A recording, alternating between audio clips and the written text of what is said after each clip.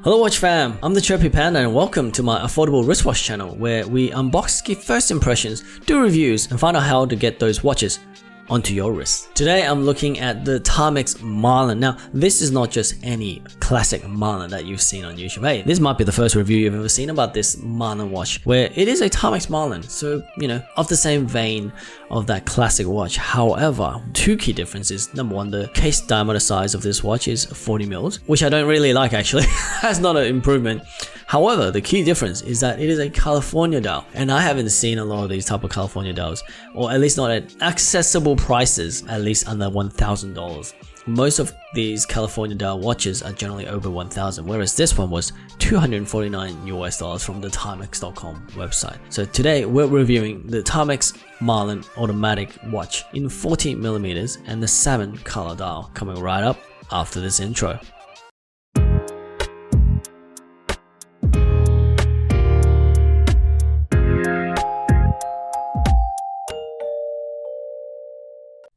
Hi guys, so in front of me is the Marlin, Timex Marlin automatic with the California dial configuration in 40mm watch case size. I love how the Timex website, they describe the watch quite specifically like this, or maybe most watch brands do. Now it came in this really elongated watch box, which honestly speaking I absolutely hate. What is this? I can't even fit on the camera. It's like so big. So let's crack it open and see what we got ourselves into. I think a lot of Timex boxes come like just long like this. Maybe it's easier to ship, or it's easier to like put in the warehouse or something. I'm not sure. Open this up. Oh, there's a box in a box. So here's another box. Maybe I should take it out next time. And woo. Okay, look at that. It's got a little bit of info on the box too. It says Timex Marlin automatic California dial. So this obviously is based on the iconic 1960s Marlin that has really taken YouTube by storm, I should say. And I've got that coming up next, that original classic Marlin. Looks amazing. So this is a slight update with the California dial. So I suspect everything is exactly the same. And it has 21 dual automatic movement with an exhibition case back. Okay, nice. Now let's just take it out. I think that's all. There isn't anything else in the case from what I can see. Let's just take this out and put the case maybe over here. Yeah, wow. Oh, that's it. That's one way of wrapping it. Look at that dial, my friends. Wait, is there still more stuff on it? Oh my god, there's still more stuff on it. Oh, I'm so glad I bought this. Oh, wow. I'm a little bit speechless. I didn't... Look at that salmon dial. This is my first salmon dial watch, by the way. I've been trying to get the sub 037, which is basically the sub... Oh, wish wash check. 033 in a salmon dial. This really satisfied that itch, and the California dial, that's another thing I really wanted, a California dial. So it actually two birds, one stone. From a very reputable company as well. Okay, the dial, as I mentioned, was supposed to be 40, but it's not 40. Of course it's not 38. What? How? Is it with the crown? It's 40? What? Oh, it's 40. Oh my gosh. This is really exact 40. I don't know what the heck happened just then. It's 40. Case diameter is 40. Thickness is 13.2. I think a lot of it is the crystal. Look how big that crystal is. Lug to lug is 48. Oh, that's close to my maximum. And I think it's 20 lug width. Very, very good size for changing your straps there. So that's a plus. Looking at the actual case polishing, it's very well polished. Everything is polished. There's no brushing of any sorts. Everything is completely, it's like a high polish to the point where I can almost see my reflection without distortion, almost. The lug itself is nicely done. It's quite short. Yeah, it's actually relatively short, the lug, compared to the actual dial itself. I mean the case diameter. The case itself feels very, very big. It takes up a lot of presence. And the dial itself takes up almost a complete case. So it's a very, how would you call it? It's like a Thanos kind of like big watch. So I'm not sure if I can pull this off. It is 40 mil, so hopefully it does well wear like a 40, but the lug to lug of 48 makes me feel like it's gonna overhang my 6¼ inch wrist. Moving on to the actual crystal, look how much that protrudes. That like a kind of dome slash box cut. That's a box cut crystal, isn't it? It's kind of domey because it's flush. The bezel is flush against the dome. That's a nice touch. It's almost like it's part of the dome of the crystal. Can you guys see? It's very, very proud. So a lot of the thickness of this watch is the actual crystal. If anything, it's like 1/3 of it is crystal. Now on to the actual winner of this watch so far, from what I can see, is the dial. Look at that California dial. For those that don't know, the California dial started by, I believe it was started by Rolex in 1943, the Rolex bubble back, which, you know, has that really Art Deco kind of design and look. So this really is a throwback to that era, if you can look at it. On the dial is a salmon sunburst type effect, and the color is so on point. I love it so much. The Timex actual logo is printed on, same as the automatic at the bottom. However, each indices in this thing is applied, and they're kind of like a shiny, are they black? I think they're black or dark brown color with this kind of checkered, it's like checkered honeycomb like exterior chapter ring, which is on the actual dial itself, so no alignment issue there. Move on to the hands. It's got this glossy black paint on it that kind of really makes it stand out, and it matches the same color as the indices, so I believe its design is quite coherent in that sense. In the middle of the minute and hour hand, they have I believe kind of like a faux patina looking loom, or at least paint. I don't know if it's loom yet, I'll probably test it later. And they are, I believe they're called dolphin hands, are they? Or is it more like a sword hands? I can't tell. Leave a comment below if you know what these hands are called. I'm still trying to learn all the names of the different hands, and there's so many of them. Moving on to the actual movement. Oh, that is so satisfying. That turn is great. Does it say on the back what the movement is called? Let's check what the movement is called. Before that, let's oh, actually, there's a little sticker here that says movement made in Japan, but the strap is from China. What about the rest of the watch? Is it from China too? Oh gosh. The same problem again. I just removed that sticker and it's got this residue on it. Luckily, I could rub it off.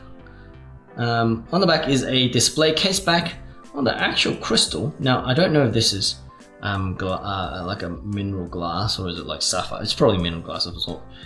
It says the Marlin collection, so they're very, very proud of the Marlin collection right now. On the actual case back, there's a little bit of information with water resistance at 50 meters, stainless steel case. That's probably the model number TW2U83200, I think. It mentioned that it's an automatic movement. 20 millimeter. Oh, it actually tells you it's 20 millimeter lug width, and that's all there is. So I can't really see or find information on the website about what the movement actually is. But if I was just to look at this, it does look like the Miyota 82 series. So 8215 series, I believe. It doesn't have a date window, so there's a high chance that this is what it is. It is obviously automatic, so it will. If it is that, then it will be a 40-hour power reserve with 21,600 beats per hour. So kind of like a moderate or slow beat movement. Having said that, it is very robust. It's been used a lot and it's very cheap to manufacture. However, very reliable and easy to service. So I can't fault Timex for using a Japanese movement. I love that winding sound. It feels very like kind of compressed but satisfactory. Now let's pop this crown open. Wait, hang on. I heard two. Oh no! Timex, what the heck? Can you hear that? I'm on the first position. There's a ghost date. And then there's a second position. What? Timex? Seriously? I thought only boutique companies do that. Oh, that's probably not a good idea. Because I don't know, like I really shouldn't change the date at this. I should change it at 6:30 or whatever you want to call it. Because I don't know what the actual time of the day it is on this watch, because there is no date window. But that's kind of sucky for Timex. They could easily have gotten the Myoto movement that doesn't have a date window, or doesn't have a date complication, I meant, and you wouldn't have the ghost date. Which people, if you didn't know too much, you could just chuck it onto the date functionality and be changing stuff, or you know, and you'll be none the wiser, I should say. In the fact that you're on the date complication changing it, but the hour's not changing, and you're like, what's going on? And then you can actually eventually stuff up the movement like that. So that's a pretty big negative, I would say. Anyways, let's check it on the wrist to see how it wears. So that's on the wrist, obviously next to my Sabo 33. This is a 38mm watch. As you can see, it's much smaller. That's 40. It does wear a lot bigger, the Marlin. And I feel like it kind of overhangs a little, even on the higher end. I have 6¼ inch wrist, which is considered very, very thin or slender. So if you've got bigger wrist, then mine, you have no problem. You will have no problem, I should say. So let me take this bad boy off and then try this on directly. Here we have it. Right now it feels very nylon-like. I think it is nylon, it's not leather. It's very stiff, so it's going to take time to break in. On the buckle it says Timex, which is laser edged. Very lightly laser edged, by the way. It's not very deep. I can probably just scratch it off. And here it is on my 6¼ inch wrist. It seems to wear okay. It doesn't, I don't believe it overhangs. No, it does not overhang. So I'm still okay. 48 lug to lug is okay. 50 is where I think my limit actually is. It will start overhanging then. I feel like I have it slightly tight, but you kind of get the idea. Wow, this is actually a really nice looking watch. Like, oh man, that's salmon dial. There's another color, I think it was just black, and maybe there's a cream dial. Maybe it's just black, I can't remember, but this one is definitely the pick. So if you want to get it, I would say go for this one, unless you really despise the salmon colored dial. What do you guys think? Oh yeah, I like it very, very much. It is a massive dial. It almost feels slightly like comical how big it is. I'm not sure why I have that feeling. I like looking at it, don't get me wrong, and it does grab attention if you're into that is. It feels like a 44mm watch, if that makes sense. It feels really has wrist presence, that's what it is. Anyways, if you were on the fence and your wrists are small like mine, this is how it looks. If you've got bigger wrists, you shouldn't have any issues at all. So let's flip the camera around and have my final thoughts. So that was my unboxing of the Timex Marlin automatic with the California Dial. It is actually gorgeous. It's such a beautiful, beautiful watch to behold. The main thing that really catches my eye is that salmon dial. A salmon color dial, I should say. I think this was quite hit. Is that a thing? Hip? Is that what the hip kids say? It was in for a couple of years, or last couple of years, where there was a lot of watches that started pumping up salmon dials. But this one really, really caught my eye because it's a combination of the salmon dial plus the California dial, which I've been looking for a while. I've been trying to get my hands on California dial, but they were either Panerai. I don't want to wear a Panerai. It's too big for me. I mean, I can't afford it either, but the price aside, it's too big for me. I got a tiny 6¼ inch wrist. It's just too big. And obviously I can't afford a lot of those vintage California watches either, especially the original one. Now imagine having a Rolex bubble back. Wow. Imagine that. How much does that cost now? I don't know. I can't afford it. Doesn't matter. So when I saw this, it really caught my eye. And from a massive reputable brand, I thought, I'll take the plunge. It is a Japanese movement, which is fine. I mean, Timex doesn't really make many automatic watches anyways. So relying on the Japanese movement, specifically the Citizen Myoda movement, is great. Now, this, I didn't say this before, but look at that. This is a little bit crazy, isn't it? It just keeps spinning. That makes a lot of noise. If you're wondering why I'm complaining about that, it's very, very loud. The rotor is like every time I'm walking around, I can hear it. Oh, I forgot to mention as well. Look at that. It's a quick release strap. How cool is that? Normally, quick release straps are reserved for micro brands, but damn, Timex, they're popping up, man. They're doing well. I love that. I kind of still wish they had drilled lugs. They don't have it. I think the Marlin Classic does. I don't know why this doesn't, but they're compensated by having a band that is with a quick release. Did I even review this band? Did I even look at this? It actually says SB Foot Tanning Co. Wonder what that means. What is this a company that makes shoes and they decided to make a strap for Timex? I don't know. Maybe they collaborated with this company. So I initially thought this was nylon, but it's actually genuine leather.